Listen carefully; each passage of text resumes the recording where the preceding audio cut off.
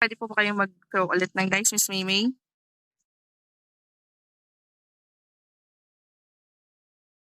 Ayun, question number 2. Ayun. Para sa ating question number 2, kung ang tanging laman ng wallet mo ay 100 pesos, anong regalo ang bibilhin mo sa taong mahal mo at bakit? Again, kung Thank ang you for tanging the... laman... Ulitin ko lang po. Sige Okay. po. Kung ang tanging laman ng wallet mo ay 100 pesos, anong regalo bibilhin mo sa taong mahal mo at bakit? Thank you for that wonderful question, Miss Calix. Kung meron lang po akong 100 pesos na tanging laman sa aking wallet, ang bibilhin ko po ay walang iba kundi picture frame.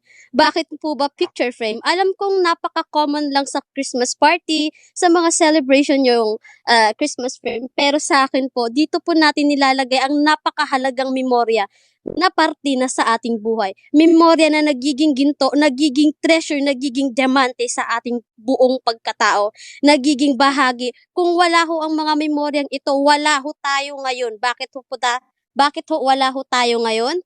Kasi ho, every memory ho, bumubuo po ito sa ating pagkatao. Every memory ho, nangangahulugan ho ito kung gaano ka-importante sa'yo yung mga tao na nakapaligid sa'yo, katulad na lang ng mga naging pamilya ko on real life, or kahit man mapasalaro, mga ate ko, mga kuya ko, mga mami ko, mga anak ko, maraming salamat sa inyo. Kaya kung may 100 pesos man ako, iisang bagay lang ibibigay ko sa inyo, kundi picture frame na naglalaman ng litrato nating lahat. Thank you. Ayun. Hello. So, Miss Maymay, sa iyong magandang kasagutan. Ayun.